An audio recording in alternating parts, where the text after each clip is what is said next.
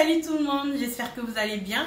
Alors je vous souhaite la bienvenue sur ma chaîne et si vous regardez ma vidéo et que vous n'êtes pas encore abonné, je vous invite à cliquer sur le bouton s'abonner, c'est gratuit et ça vous permet de me soutenir.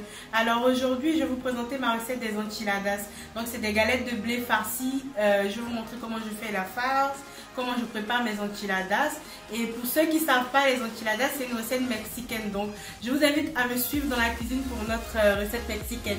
Alors les amis, pour nos enchiladas, nous aurons besoin de galettes de blé. Vous pouvez utiliser des galettes de blé ou des galettes de maïs. Nous allons utiliser, donc ça c'est un poivron, 2 oignons et une gousse d'ail que j'ai déjà haché, de la mozzarella, à peu près 300 grammes, 200 grammes d'emmental ou de gruyère de fromage râpé. J'utilise 2 sortes de fromage comme vous l'aurez compris, 400 grammes de viande hachée, 400 ml de purée de tomates, 350 grammes d'haricots rouges, 300 grammes de maïs, c'est du maïs doux, du poivre, du sel. Donc je vais rajouter aussi dans mes enchiladas du riz.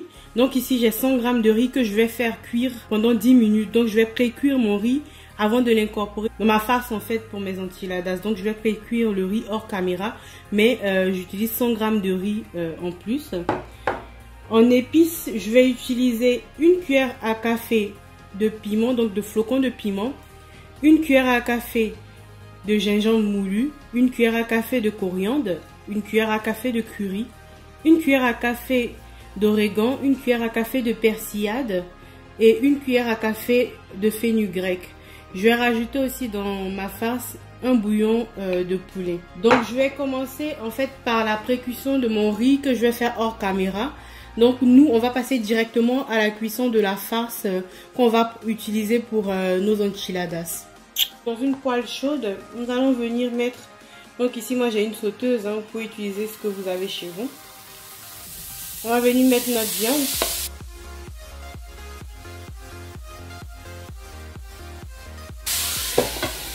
Donc une fois que notre viande commence à brunir, on va rajouter nos poivrons et nos oignons découpés.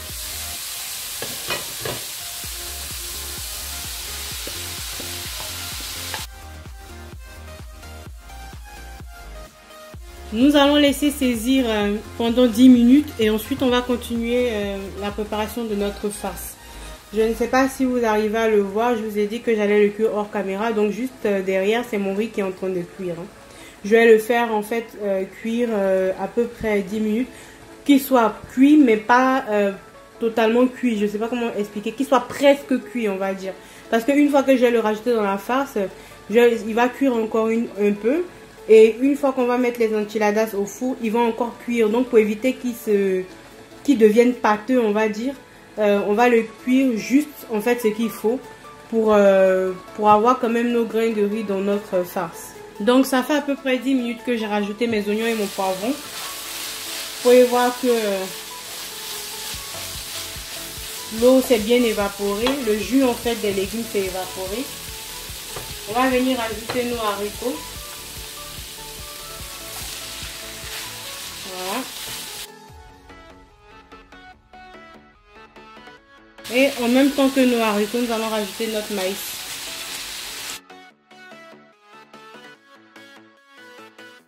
Donc une fois qu'on a rajouté tous nos ingrédients, on va venir mettre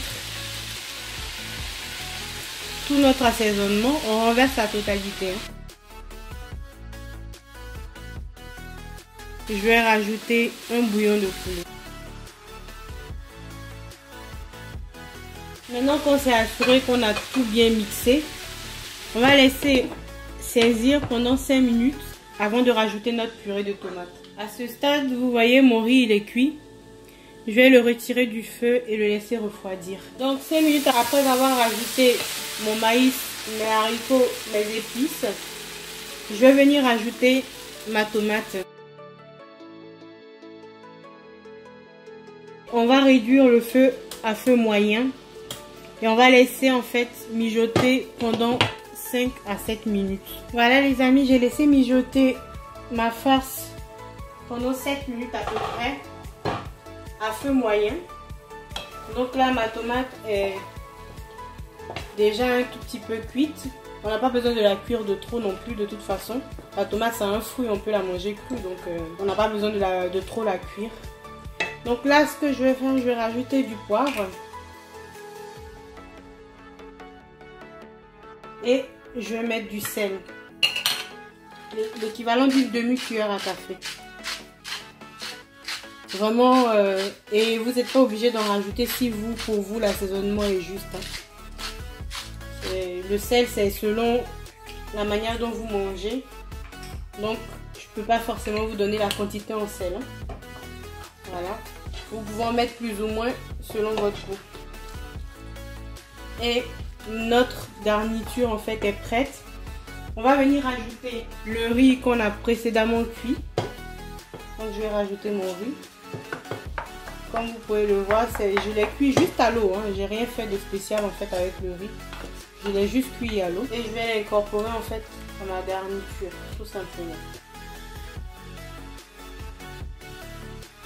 Donc une fois que vous avez rajouté le riz, vous pouvez laisser refroidir un tout petit peu votre garniture avant de procéder en fait au dressage dans un plat qui va au four. Donc on va laisser reposer et on passera au dressage. Donc nous sommes prêts à garnir nos galettes de blé.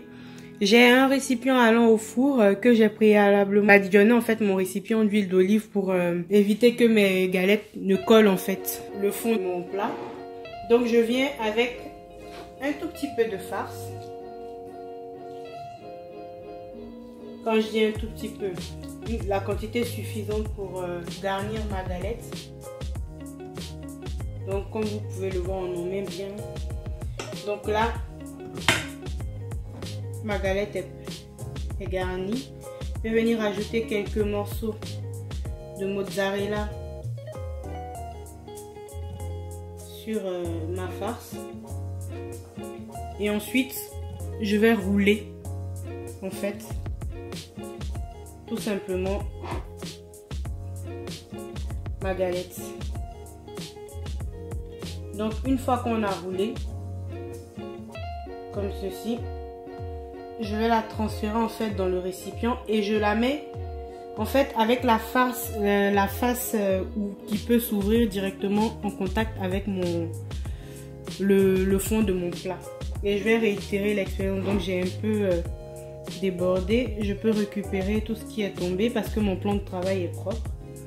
Donc je récupère ce que j'ai fait tomber et je passe à la galette suivante. Et comme tout à l'heure, on va venir rouler.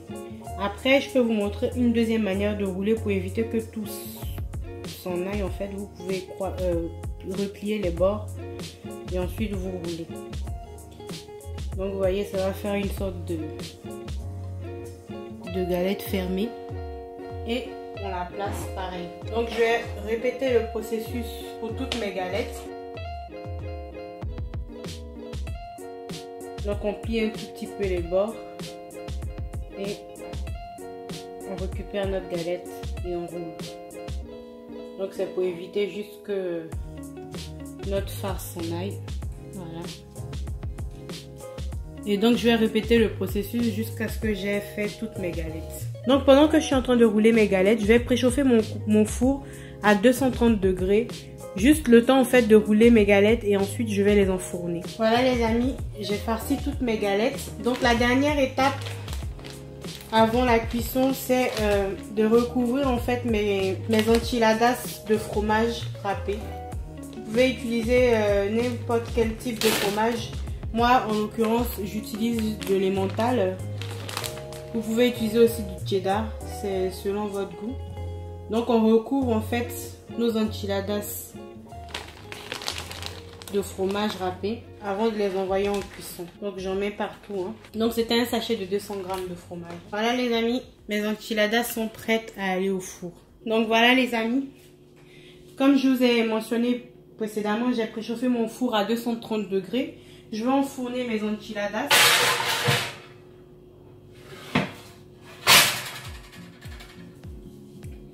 Je vais baisser mon four à 200 degrés, voire même 180. Et je vais laisser cuire pendant 15 minutes. Et ensuite, je vous montrerai le résultat à la fin de la cuisson. Cela fait à peu près 15 minutes que J'ai mis mes enchiladas au four. Elles sont prêtes, je vais les sortir du four.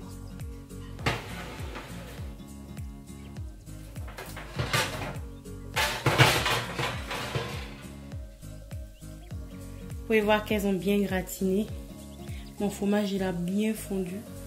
Donc je vais vous montrer, je vais servir et vous montrer ce que ça donne dans l'assiette. Voilà les amis. Mes enchiladas sont bien dorées. Vous pouvez voir que ma galette a bien pris une couleur bien brune. Bien dorée. Le fromage est bien gratiné. Donc je vais découper mon enchiladas et vous montrer ce que ça donne à l'intérieur.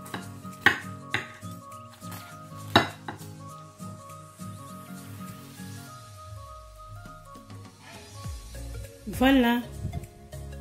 Vous pouvez voir, elle est bien garnie. On a le fromage qui coule, qui a bien fondu à l'intérieur, la mozzarella. Je peux vous garantir que ça sera un délice. J'ai déjà l'eau à la bouche. Voilà ma recette des enchiladas. Alors les amis, si vous avez aimé ma recette des enchiladas, je vous invite à liker ma vidéo, à me laisser des petits commentaires et surtout les amis, n'hésitez pas à vous abonner, c'est gratuit, ça vous permet de me soutenir et en plus, vous aurez toujours des notifications quand je publierai une nouvelle vidéo. Donc, je vous souhaite une excellente semaine, un excellent week-end. Tout dépend de quand est-ce que vous visionnez cette vidéo. Et je vous dis à bientôt pour de prochaines recettes. Bye bye!